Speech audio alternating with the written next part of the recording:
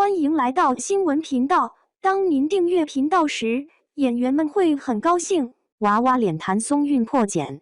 我和我的命撕掉甜美标签，演技派甜妹时代来了。娃娃脸只能演少女吗？这个行业经典质问在很长时间里，成了悬在很多演员头上的达摩克利斯之剑。而当谭松韵带着她在我和我的命中的方婉之角色出现时，那张依然带着些许稚气的脸庞下，演活了一个被生活打磨却依然坚韧、内心复杂的女性形象，仿佛给出了一个响亮的回应。这一次，她不再是最好的我们里那个活泼可爱的耿耿，也不是以家人之名中像小太阳一样的李尖尖，而是一个需要面对现实沉重课题的角色。这种与既往甜美少女形象的断崖式反差，让观众和行业都不得不重新审视：当一张娃娃脸决心褪去糖衣，演员的戏路究竟能有多宽？在2025年官宣的《我和我的命》中，谭松韵首次挑战由梁晓声执笔的现实主义题材剧本，与她过去擅长的青春校园剧和仙侠玄幻剧完全不同。这次转型证明他不仅愿意接受不同类型的剧本，也在不断努力拓宽自己的戏路。这种转型对30多岁的女演员来说，几乎是一种必然选择。谭松韵这次的突破，不仅仅停留在角色类型的选择上，她需要面对的是观众对她那齐耳短发和娃娃脸的固有印象已经牢牢印在记忆中的现实。如何打破这一形象束缚，靠演技证明自己的实力，成为他面临的关键考验。在剧中，他需要层层剥脱那些曾经让他获得认可的甜妹外壳，通过造型、肢体语言、台词节奏和眼神戏等细节，构建一个可信的、历经生活磨砺的女性形象。这种反差塑造的关键在于，他不能让观众在观看时还记挂着耿耿或李尖尖的影子，而必须全身心沉浸于新角色的命运之中。当角色的复杂情感层次，那种坚韧、疲惫、爱与绝望的交织被他演得入木三分时，观众便能在某一刻突然忘记那张娃娃脸带来的初始印象，只看到角色本身。这种从看脸到看戏的转变，正是打破外形带来的初始质疑的核心。选择我和我的命这样现实题材的厚重角色，对谭松韵的演员生涯具有里程碑意义。这不仅是戏路的拓展，更是演员专业性和可塑性的强力证明。他向行业和观众发出了清晰信号：娃娃脸不是局限，而是需要被超越的起点。谭松韵并非第一个面临这种转型抉择的娃娃脸演员，在更广阔的演艺圈中，不少拥有相似外形特点的女演员，都曾在职业生涯的关键节点探索过突破舒适区的不同路径。林依晨的转型路径提供了一个经典案例，从恶作剧之吻中那个婴儿肥、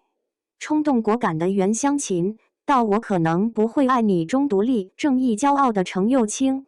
林依晨完成了一次从偶像剧少女到轻熟女的自然过渡。2011年，当她首次挑战轻熟女角色时，市场也曾对她的娃娃脸能否驾驭30几岁、事业有成却感情不顺的都市女性表示过怀疑。但她所饰演的程又青，那个用自己的钱买自己的包包、装自己的故事的独立女性，不仅让观众信服，更让该剧在第47届金钟奖上打破纪录，包揽戏剧节目奖等7个奖项。林依晨的突围，聚焦于角色的内在成长与深度，通过都市情感剧实现了形象的自然过渡。赵丽颖则展示了另一种突破的可能性，从姗姗来了中傻白甜的可爱女孩，到花千骨楚乔传的仙侠古偶权谋女主，再到幸福到万家中的农村女性和幸福，她的转型呈现为阶梯式的层层突破。2022年的幸福到万家成为她转型的关键节点。剧中她饰演的和幸福性格倔强、认死理、讲原则，与万善堂对簿公堂毫不怯懦。这部农村题材剧由郑晓龙导演执导，入选广电总局100部重点项目。赵丽颖需要演出从家居环境到人物状态的全面转变和幸福式单亲。初中毕业开始打工，一直给妹妹供到大学毕业，自己年龄大了才通过说媒相亲的方式结婚。这种从古装偶像剧到现实主义农村戏的巨大跨度，让她的转型之路充满了挑战，但也证明了她通过剧目类型多元化和角色强度升级实现突围的决心。对比这些案例与谭松韵当前的选择，可以看到一些共性因素。成功的转型往往依赖于几个关键条件：剧本角色的内在力量与复杂度，演员表演的精准突破点，转型时机的选择，以及是否能够成功扭转观众和业内的固定认知。其中，角色是否具有足够的情感深度和现实感，往往决定了转型的成败。娃娃脸演员面临的戏路限制，实际上是更广泛的中年女演员困境的一个侧面。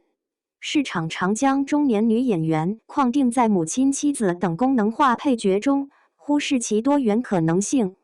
海清在 First 青年电影展上关于中年女演员无戏可拍的发声，如同一声惊雷，让中年女演员的危机成为刷屏话题。彼时，被 IP 热和流量热裹挟的影视圈，一再压缩中生代女演员的生存空间。除了被迫为年轻演员饰演母亲类角色，她们几乎无戏可拍。朱珠曾坦言不再选择18岁少女类角色，直言：“我不想做讨好型的演员。”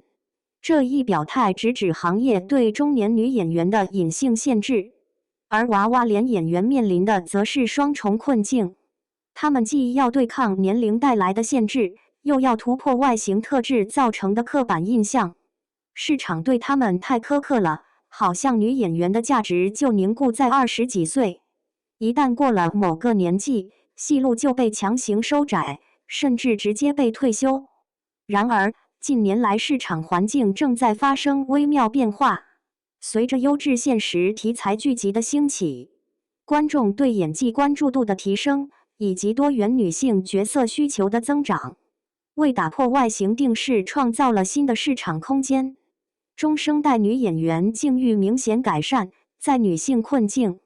女性力量被不断关照的当下，她们诠释的角色越来越多样，也愈加有张力。这种转变带来一个关键的叩问：当观众越发看重表演的共情力和角色感染力，而非单纯的外形契合度时，是否意味着一个以演技为核心竞争力、外形特点不再是束缚的新阶段正在来临？谭松韵在《我和我的命》中的尝试，林依晨从原乡秦到成又青的蜕变，赵丽颖从姗姗来了到幸福到万家的跨越，正是这一趋势的先锋验证。谭松韵的转型不仅是个体职业生涯的关键一步，也为同类演员提供了破局参照。演员的核心价值终将回归演技本身，外形的特质可以成为起点，不应成为终点。每一次成功的突围，都在拓宽行业的边界，丰富荧屏的故事。